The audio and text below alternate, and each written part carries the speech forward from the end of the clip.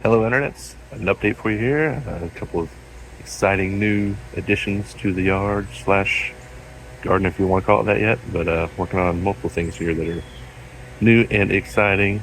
Glad to be able to share them with you today. All right, so here is my Alberta peach tree number 1 here. This thing has definitely grown.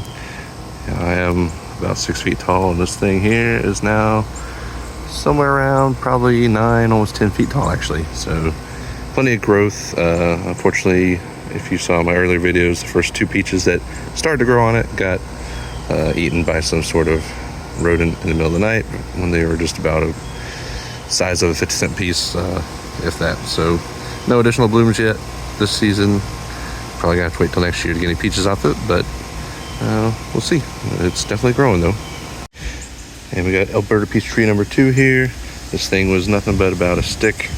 When I got it, actually came right up to about this mark here is actually where it had stopped. So everything else is additional growth. I actually even had to cut off the top like 3 inches because I believe it got frostbitten. But again, definitely plenty of growth here.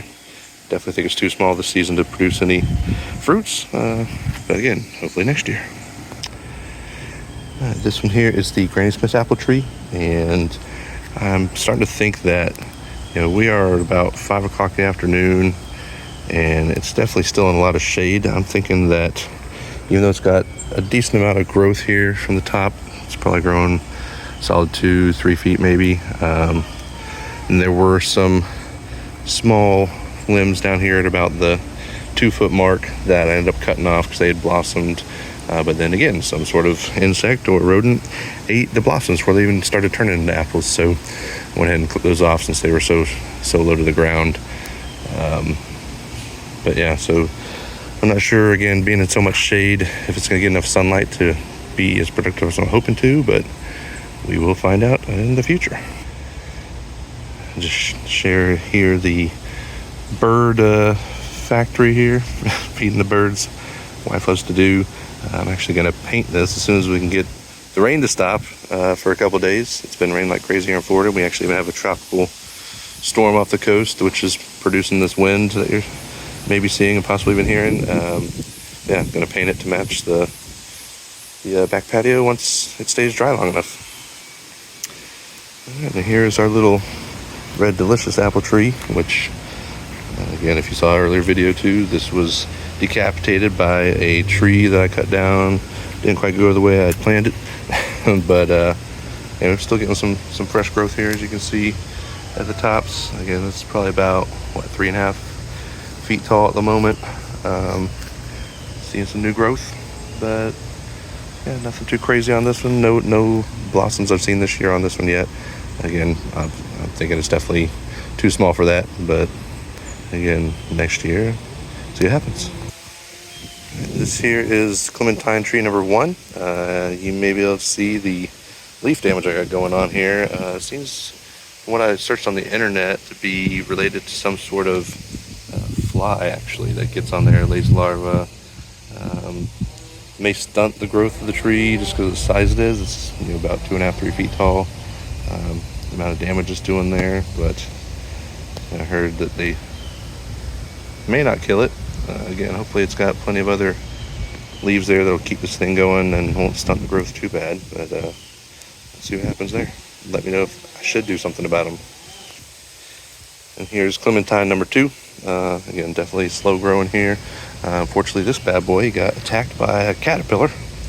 I actually found that big 2 or 3 inch fatty on there, and I had to take them off with a stick and throw them on some other trees to eat on. So hopefully I caught that early enough. Again, there's just a little bit of damage, nothing too crazy from what I can tell, but we'll see. Maybe this one will catch up with the larger clementine because of the other flies that were laying larvae. It looks like they've avoided this one so far, so knock on wood, see what happens. All right, I believe these are some new additions here. I've got these little fences around it to protect my dogs from trampling them and urinating on them constantly, which Dave definitely loves to do, my husky, one of them. But these are pink lemonade blueberry bushes, so definitely looking forward to getting these to blossom, producing some fruit, and see how that tastes. Very excited about these new additions. There's one followed by a little bit smaller one. This one I believe got trampled by Dave and one of my other dogs and ripped off a decent chunk of its growth that initially started. So it's been recovering. Seems to start growing again now. So hopefully, as I say that, I see a leaf here that's got its top chewed off, cut off potentially. But yeah, we'll see if we get anything out of these this year. Okay, so these I am definitely nerding out about. These are my new dragon fruit editions that I picked up here. And I quickly got addicted and started ordering more than I probably should have. So this one here is an American Beauty dragon fruit. It's kind of like the standard, easiest to grow version. And one of the orders for some cuttings I got here, the American Beauties actually ordered the full plants from fastgrowingtrees.com. These others alright, sorry for the technical difficulties. My phone froze up in the heat. But yeah, so I was saying though, I had purchased these other, these are the two that I purchased. I'm sorry, this is actually a full plant. This is Evo, my retired canine that we adopted here recently. Joining the club here. But yeah, so the cuttings though, I actually ordered off of Etsy. And so a lot of them actually sent additional ones that I didn't even order, like this one right here, the Cristal. This one was actually included with one of my other orders. This big one here that's got the most growth on it. This is actually an Israel Yellow. And so that one was actually a cutting as well. And then this one here has a rough bottom here, which these things are actually supposed to be able to survive a lot of damage as long as the main root doesn't get destroyed. But you can see that's actually was wet and soggy and nasty from all the rain. Luckily it seems like it's dried out and I think it's still doing well. But that one is a Valdivia Roja variety of dragon fruit there. This little one here is Lisa. This is supposed to be like the most tart one that I searched for going to the internets. So you got this massive growth here that started over a couple of days ago. Took forever to actually start to have some growth there, so I'm excited about that. You can see these pecans down here. The squirrels like to dig and bury pecans in here. I've actually had a couple start sprouting that I've had to rip out, so they're not consuming the root space. But this one here, this variety is actually Sour Patch Kids. This one also had some moisture damage down there at the bottom that has started to dry out, so hopefully again it does okay there. This big boy here is the Asunta 6, which has 2 growths on there. I'm letting that grow too, because honestly it's one of the most expensive varieties I got. That cutting was I think like 30, almost 40 bucks alone. And then this one here is another, this is the other plant that I ordered from Fast Growing Trees. That's the standard American Beauty as well. You can see the growth there. So very excited about these. I'm nerding out about it completely. And obviously these trellises I hand built, so very excited about that as well. Very cool and very excited. And there's Evo again. Oh, Evo. So this is actually an area that I've set up to move my dragon fruit to. I need to level it out some so that I can place them on these spaces here because they need more sun. I think that's why they are so thin for their growth. So look forward to move them out here. And right next to that, here's something else I've all of a sudden become addicted with is passion fruit. So built a little trellis here. Probably gonna go ahead and add a board across the top here to give it some more support, strength.